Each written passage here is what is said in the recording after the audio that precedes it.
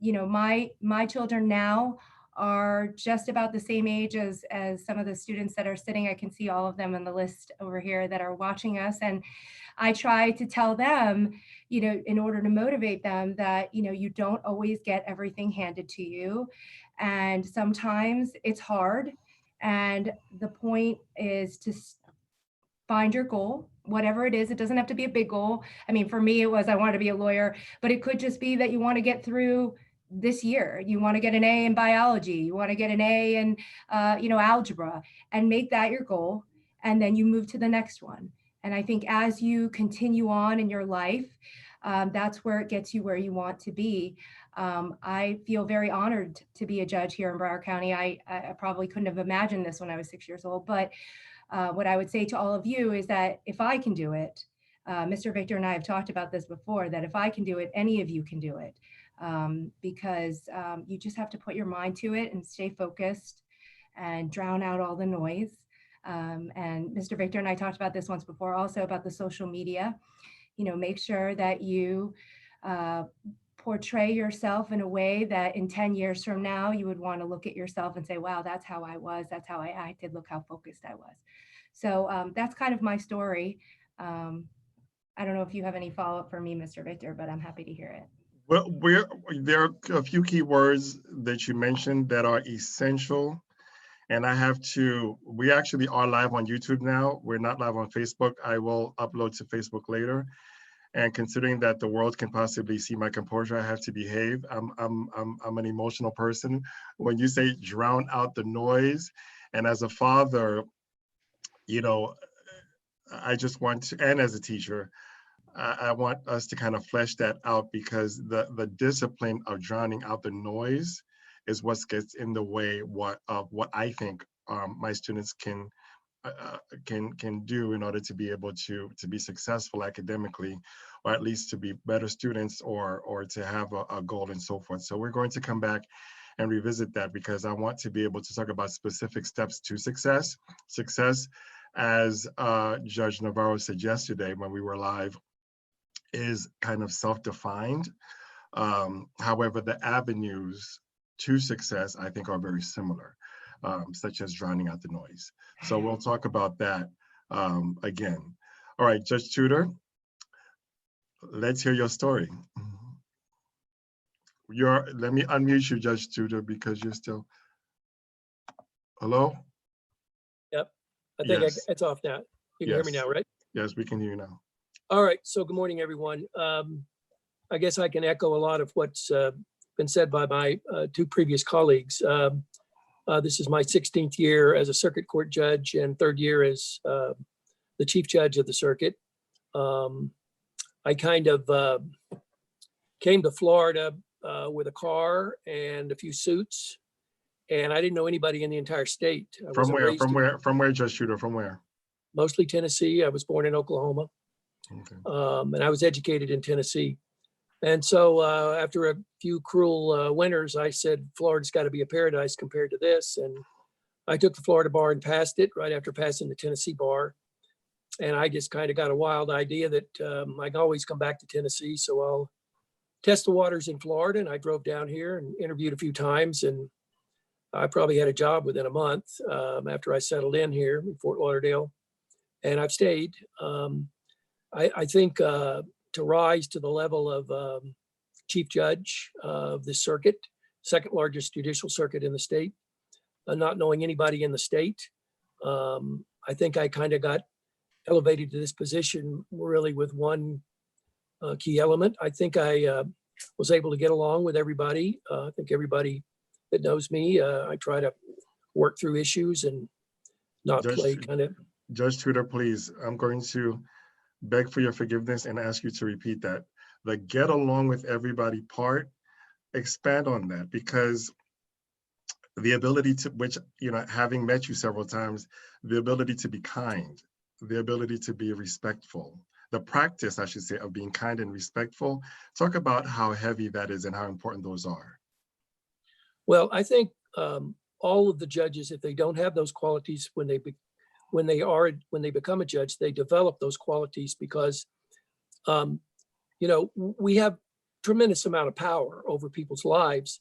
But one of the key elements is not just to make rulings in cases, and Judge Cohen, I think, sits in a division where this is paramount.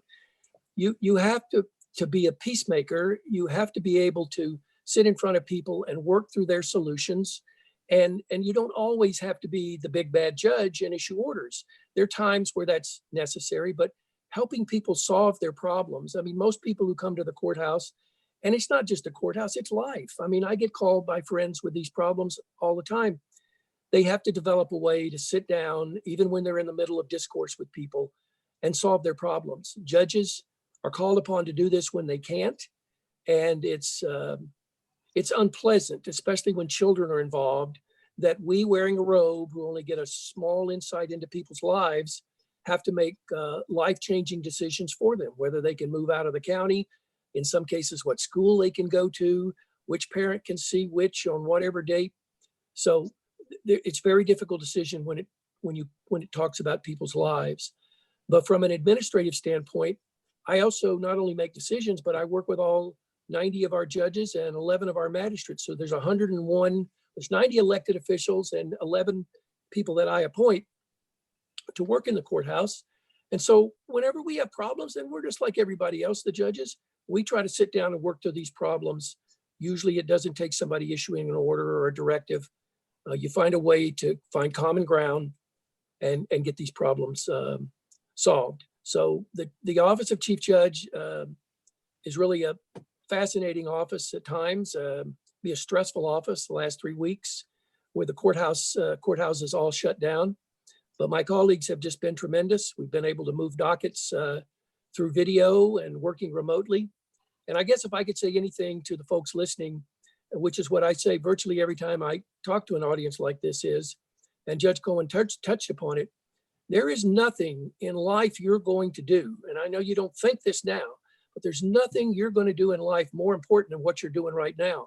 And that is your grades and your academics, not only in middle school, but in high school. And the reason for that is, if you think at this competitive age in life, you're going to get into every college you want to, or get into every program you want to, or get into the military, or get into a law enforcement position, if you've had problems, discipline problems, if you don't get decent grades, you're kidding yourself if you think you're going to get into those positions. There is so much competition for those positions. There may be 100 people competing with you to get one position. And so as hard as it is, and I went through this, all of our judges went through this, going home and you had the choice. You want to go play basketball till 11 at night, or do you want to go home and finish your homework and get all of that out of the way before you start engaging in the things you're engaging in? We had less distractions. We didn't have the internet and some of the distractions that you have now. But Judge Cohen, I think, said it best. It takes willpower to do this. You can't just think that you're going to skate by, and when someone starts looking at your academic career, that you're going to be able to fool people. You're not. And so I don't know what you're doing. I encourage you to put that phone down for a couple hours and finish your homework, because it's going to pay dividends in the future. And if you don't, as I've said in many of these classes, a lot of people raise their hand when I ask the question, what do you want to be? I want to be an NBA player. I want to be an NFL player. I want to be this. I want to be that. Baseball. The chances are so Slim. dramatically deep Slim. that you would be able to do that. So you need to focus on what you do best. And nothing is going to preclude you from doing all those things you may want to do with a good education. So you have a good education to fall back on. And if you're a great football player and you can get in college and play football on a scholarship, great. But you need to have a backup position, because as happened to my nephew, he tore up his knee in the 12th grade in a football game, and that was out the window. And his grades weren't very good. So what was his backup plan? So I just encourage everybody to do good what you're doing now and do the best you can, because you're going to be graded on this for the performance of your life. Can I just add one thing to what Judge Tudor said? Is that the temptation for you guys is to go to play the video games or to skip classes or to do things that are more fun than homework. But it takes the discipline, to not do that, to to achieve, to get the grades and to do the homework, sometimes you have to say no to things that are more fun, and realize that you have responsibilities. And it's really hard. When I was in high school, I mean, one of my big concerns was being ranked high in the state of Florida in tennis. And my friends were going out on Saturday night and they were drinking. We were allowed to drink back then in high school. Not, you can't now. But they were drinking and they were having fun and they were staying out late. And me and my friends were on the tennis court on a Saturday night at 9 o'clock, practicing. So, it's more fun to do the bad things, but you're not going to get the grades. You're not going to lay the foundation for your future unless you have the discipline to get it right today. And it's a small step. We're not asking you to cure cancer, in 10th grade. We're just asking you, do what you can. And what you can do is you can get those A's so you can get a free college. You can get the scholarship. And then the world is yours. But it's as simple as just doing it. Take all your motivation and say, I want to get an A. That's the most important thing for me. And after you do that, you can go play video games. You can go play, with your friends in the neighborhood. That's fine. But you have to have the discipline to say no to things that are more enticing and yes to hard work. Let's, thank you so very much, Judge Cohen and Judge Tudor. Judge Tudor, can I clone you and bring you into my classroom? Like, can you be next to me and tell these students? Because, I have about 15 students in the room. I don't know, 13 students in the room. I don't know if you can see that on your end. Thank you for letting me know that I'm not crazy, Judge Tudor. So thank you so much. Thank you, It's all one thing of you. saying, it's another doing it, Mr. Victor. Right. So Judge Powell, I've had the privilege of actually hearing your story some time back, and please, respectfully, just let's get a replay of your path to where you are now.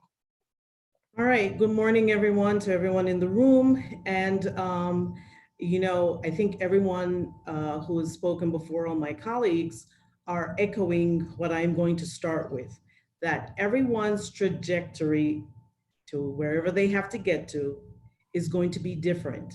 And so the first thing I want to say is, don't look at the other person sitting next to you and saying, he's accomplishing it this way or she's accomplishing it that way, and I should be doing it this way. Everyone's life is different. And so how you end up where you end up, you'll hear, as you've heard from all my other colleagues, they're now on the bench, not taking the same trajectory. Everybody has been different.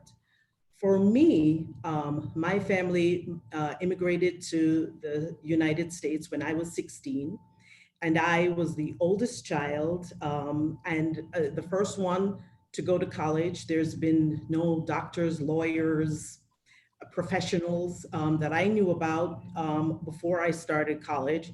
And the only thing that my mother always stressed is that in order for you to be successful, you have to do well in school. You have to do well in school.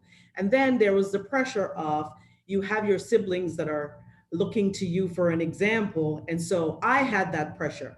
And the pressure was there, even though my parents did not have the tools to get me to where I wanted to go to. They did not have the finances. They were immigrants. I'm already in high school when we moved to the United States, and they didn't know the system.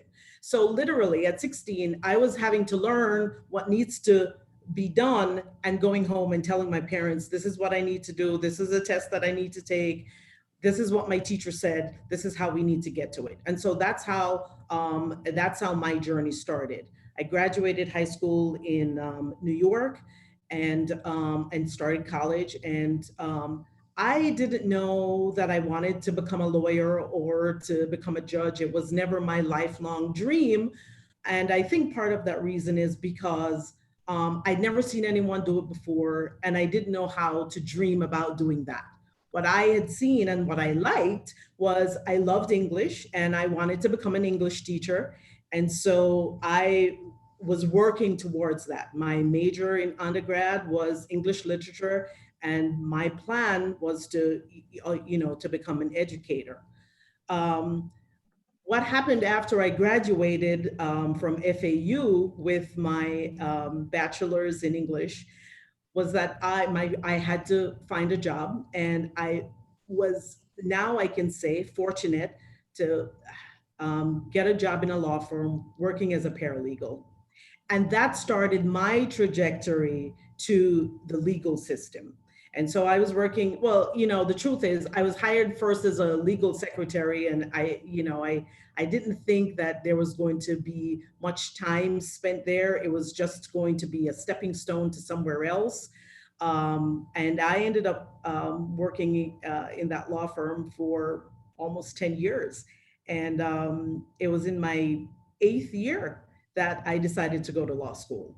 And that's because I got the on the ground experience. I was part of the discovery process. I became part of the trials. I would go to, a court with the attorneys, and I got to sit through these things and learn, and developed a love for the law through that. And then, as I said, after that, I went to law school, and I worked at the public defender's office, and I was doing criminal defense work. Then I left and went into private practice, and I was I worked for 2 plaintiffs' law firm. So I was able to get the vision from both sides of the world, from criminal defense and from the plaintiff's point of view. And so after that, I opened up my own firm because I figured I wanted to have more flexibility to work in the community. That was something that's always been my heartbeat, to work with young people. And I realized that, working for someone did not give me the flexibility to be able to do that. And so I went and I opened up my own firm, and it did give me the flexibility to do that. And then as I started doing that, I realized that I wanted to do more. And that's when I decided to run for the open position, one of the open positions that was available in 2018. So that's just like a short journey to how I got to the bench and how I got involved in the law. But please, I say this everywhere I go to all the young people, don't think that there is only one path to get to where you want to go.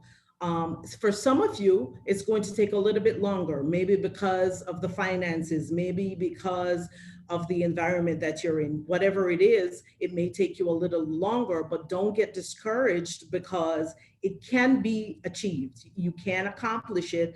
You've just got to stay the course. I think a lot of times, I'm a mother of 2 young adults, and in the beginning, I was thinking, oh, they've got to follow me in this. Well, my son has been playing the drums since he was 2. And so now he's in his 20s, and he went